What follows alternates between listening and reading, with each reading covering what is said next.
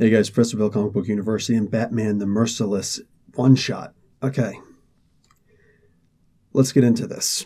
So, I've always been a fan of the Batman and Wonder Woman relationship. I thought it just made so much sense. It was, for all intents and purposes, comic book-wise, perfect. Nobody got each other the way that Batman and Wonder Woman did. Yeah, Steve Trevor, piss off. I like to see Batman and Wonder Woman together. It was just, to me, it was comic perfection. Here, we get to see what would have happened if a ridiculous event happened where Ares declared war on all of humanity and created this helmet that Hephaestus must have had something to do with this, where it magnified his powers greatly. But it couldn't have just been magnifying his powers. There must have been something else, because at one point we get to see that Wonder Woman gets killed, more on that later, by Ares in this final battle. It took 2 years. 2 years to get to the front of this battle. Just to give you an idea of what that means, in case there's a question here. Real talk, like huge battles, armies, wars, that's what it's indicating here. Armies upon armies. And to take 2 years to get to the front lines for Batman and Wonder Woman. Two incredible tacticians. Wow. So they finally got to that front. They finally got face to face with Ares. Either he took off the helmet or they were able to remove it from him. And Batman put the helmet on, seeing that Wonder Woman was dead, sacrificed herself, and he took off Ares' head. Wow. So, holy crap, dude. This is actually really cool, man. Like, this, right now, this is probably my favorite one. I don't get the ending so much, but this is probably my favorite version of Batman in the Dark Knights. He actually goes and he takes over everything, and now he's merciless. Hence, the Merciless.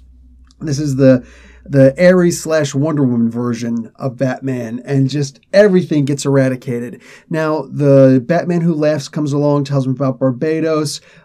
This Batman goes to the proper multiverse, the Earth Zero multiverse, and sees in this tomb the mantling of Batman, how he got affected with all of the metals.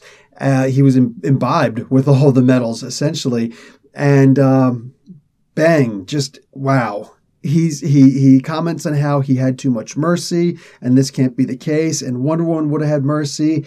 And then the very end of this, as he's being prayed to by humans, he is inscribing, he's etching basically a couple of scenes of him and his beloved Wonder Woman, and he goes and he chokes out or snaps the neck, whatever, of Steve Trevor.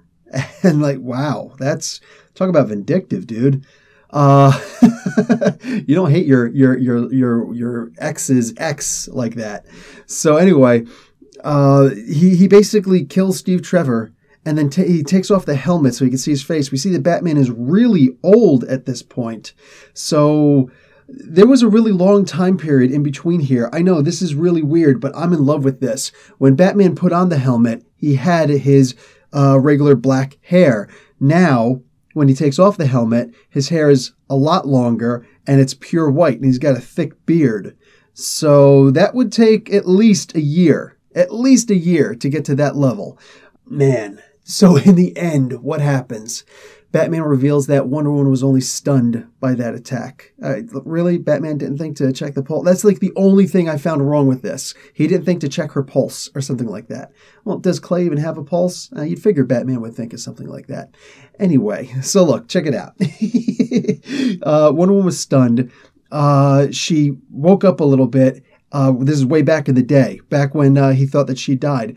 She reached for the helmet. And after all the warnings, Batman struck her down. He killed Wonder Woman. This is a part that doesn't make a whole lot of sense. But I'm telling you right now, if DC does not explain this better, I will be infuriated. I want all of these Dark Knights explained better. I want them all brought together more. I want to see more of them. And honestly, especially this one. Sorry, again, that love with Batman and Wonder Woman was just beyond reproach. There was nothing wrong with that. It was perfection. And now this, to see that he killed her and then took the helmet himself. That's how it actually worked. Damn, that's wicked. I'm giving this comic an A+. This is my pick of the week. This is a fantastic comic. I've gotten through most of the comics that I got to read this week, guys. And I'm telling you, man, this one for me, this surpasses all expectations. This was beautiful. Absolutely beautiful. Guys, Professor Bill, Comic Book University. Class dismissed.